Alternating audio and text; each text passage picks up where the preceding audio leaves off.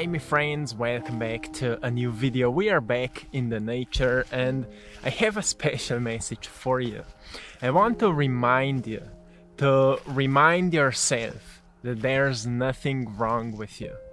Because sometimes we find ourselves in that mental chattering where we start judging ourselves because we are not maybe as confident as somebody else, or we start to think negatively about certain scenarios, and then we find some people who may look on the outlook that they are better at it, and we start to experience this unpleasant emotional sensations of worry and sadness, and we experience some fear and we start self-sabotaging, and then we think that there's something wrong with us.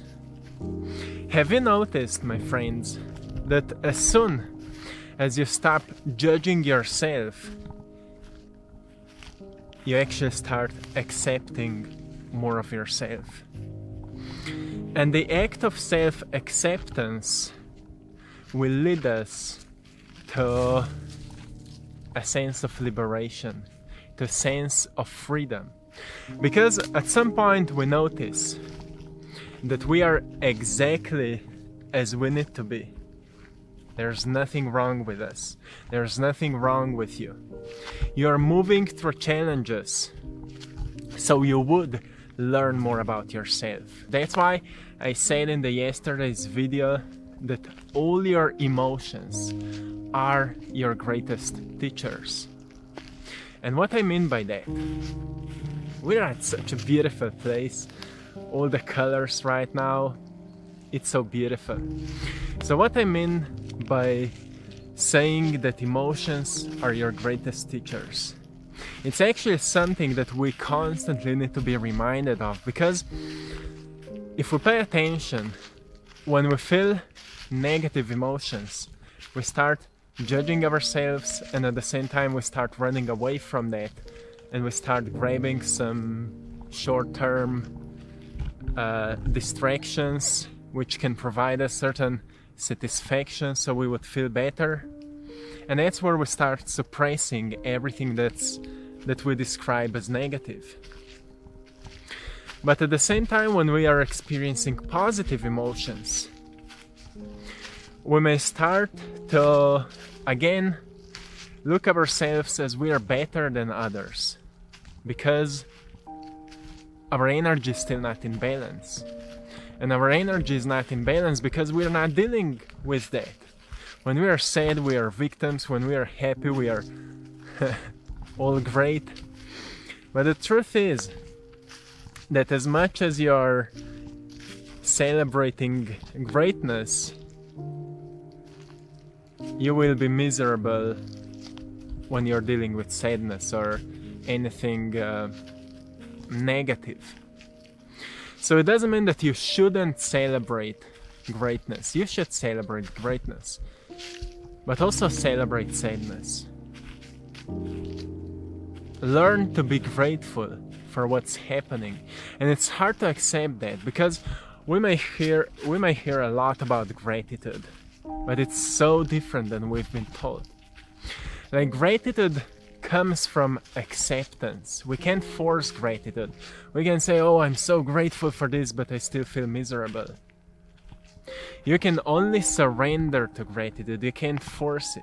Have you noticed that? That you can only surrender to gratitude, or you will surrender to something else. And when you choose to surrender to something, to any experience, you will just feel more of it. Most people surrender to worry, and they trust it, and that's why they believe that they can't change, they can't overcome it, they can't achieve what they want to achieve, because they've surrendered to that sensation. And so any kind of sensation that is unpleasant is not there to push you anywhere, is not there to stop you from reaching your dreams. It's actually there to build you so you can become a character, a person from your dreams, so you can manifest your dreams. And it's a completely different look on that, right? It's something new, something different. Because often we may hear a lot about different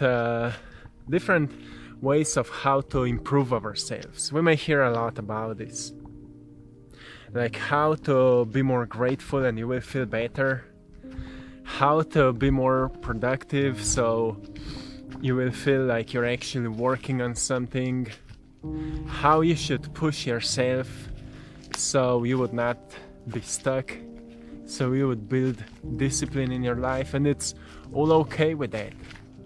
But not often we hear that when something is bothering us, you know, when there's a voice in our mind saying to us that we are not good, that we are not good enough, that we are not worthy, that we shouldn't start it because we are not fully capable of that, that we should actually accept that voice. We should pay attention to that voice so we can notice how powerless it is. That voice is not there because it is trying to stop us. It's there because at some time in our past, somebody said those words to us. And that person said those words to us. It may be like, you're ugly because you're not completely skinny or muscular or whatever, or you have an ugly nose because it's not like it's on most photos on Instagram, and things like that. We may hear all those weird stories, and more that people are trying to run away from the stories, more they are actually controlled by them. More we try to run away from something unpleasant, more we are controlled by it. That's why when people said, I never want to be like my mother or my father, they become exactly like them, right? Because what we are trying to push away, we actually attract, because we attach to it. I don't want to be like that. But the only reason we think like that is because we are attached to what we don't want to experience. So to let go of that kind of an attachment, an attachment, we firstly need to become aware of it. We need to become a friend to it. You know, you create a relationship with all of yourself, not just the beautiful sensations. Oh, when I'm happy, everything is okay, and I'm really happy being in myself. But then when you're sad, you just want to run away from yourself. No, you need to build a relationship with yourself. You know, like when you go into meditation and you create a relationship with divine, with that quietness, you experience that pure energy, and you start to build a relationship with it, so you can feel supported by it, so we can feel that it's always present, that we're actually building bricks upon that energy, like it's a pure essence of us, and then we start building on it. But most people get lost in those bricks, so they forget who they truly are. So my friends, learn to create a beautiful relationship with yourself, so you can start accepting yourself. It doesn't mean that you will not change. It doesn't mean that you will not improve what there can be improved. It just means that you will stop running away from yourself. Most people are running away from themselves, and that's why they always feel lost. Because you know that when we are running away from something, we don't know where are we going. We can only know where are we going when we actually stop, we pause ourselves, we take care of the mental clarity, And then we notice, well, there's something I need to declutter because my mind is not allowing me to see things clearly, so I can't know where I'm going. I can't know what's bringing me happiness. I can't know what makes me unique. I can't know what makes me happy. So we need to create that mental clarity, right? And in order to create a mental clarity, we need to take care of distractions so we can declutter the mind. Because it's almost impossible to declutter our minds if we're constantly distracting ourselves. And then we go into a place like that and suddenly we feel free, and suddenly we feel like there's no news that will come, into my mind and distract me from experiencing the wonder of nature. There's nothing here to distract me other than beauty. And when you're distracted by beauty, you will feel beautiful, right? That's why when you're distracted by something fearful, you will feel afraid. So let yourself to be distracted by beauty and let it be the only distraction you ever need. Be distracted by beauty. And if that's nature, that's awesome. So, my friends, when it comes to decluttering of our minds, have you noticed, for example, you go into vacation and you start using less of your phone and you actually start reading more, for example. You actually turn off your phone and you just start reading books and things that can actually feed you with some positivity and greatness. You start to feel much better. You start to feel like you can see things more clearly. Have you experienced that? Often it happens that way because we actually take our minds into our hands and we start observing and perceiving what's important to us, right? Something that can actually help us to transform our lives, something that can help us to grow, something that can help us to experience more joy and happiness and maybe passion and inspiration in our lives. So isn't that beautiful that we actually have this power to take care of what we allow ourselves to consume? You see, it's not just about mind, it's same with food. We have so many different options, but we always choose, or usually we choose something based on our emotions and those pleasures. Well, I will eat some sugar because it feels good, until we eat it, and then it feels bad. But we never think like that when we feel cravings, right? That's how everything here works. And then we have this long-term satisfactions. When we actually don't follow those fast impulses, but we actually ask ourselves, is it good for myself? Is it helping me to become my greatest version? Is it helping me to transform myself into who I want to be? And those are deep questions, because suddenly we'll not follow those emotional impulses. Suddenly we'll become aware of the essence behind those emotional impulses, and we'll recognize, well,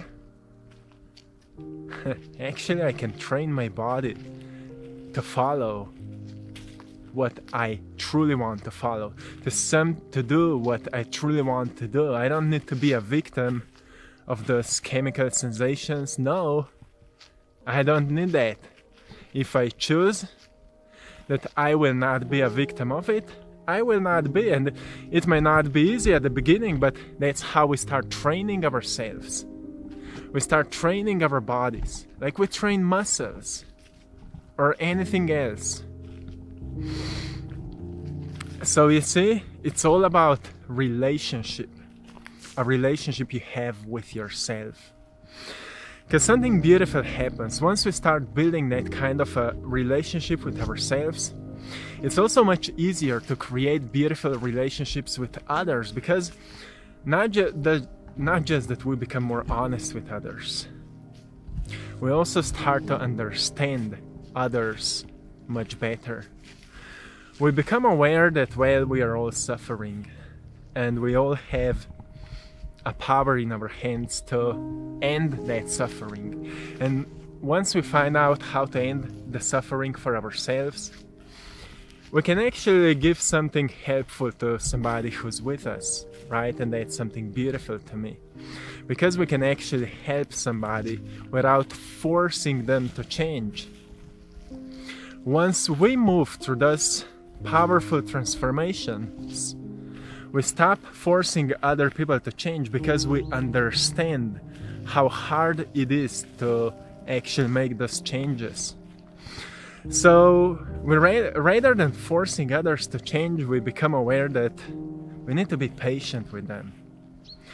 Of course, we can provide them some knowledge if they are open for it.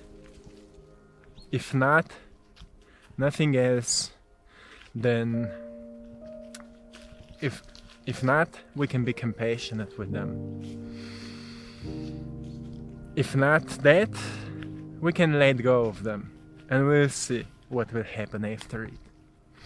So, you see, we learn to understand things much more clearly. So the message here is, don't forget about yourself and remind yourself that there's nothing wrong with you. You're learning more about yourself, and that's okay. Study yourself. Be your greatest friend. Fall in love with yourself and see where it will take you. What else you feel that you need to learn about yourself, and learn it, and see what kind of passions will find you. See, at some point you will notice that there's something that makes you unique. There's something that makes you special. And that's what you need to follow. Because that's where you will become familiar with your authentic soul. So my friends, this is it for today. I'm sending you lots of love, blessings, and power from this beautiful place. To everyone who needs some daily reminders, go and check out my Instagram page, AttractPassion, where I'm sharing daily messages. And to find my art gallery, go and check out my other Instagram page, I Draw My Passion. To everyone who would love to work with me one-on-one, you can find a link in the description where you can book a calling. So go and check it out. My friends, till next time, one love.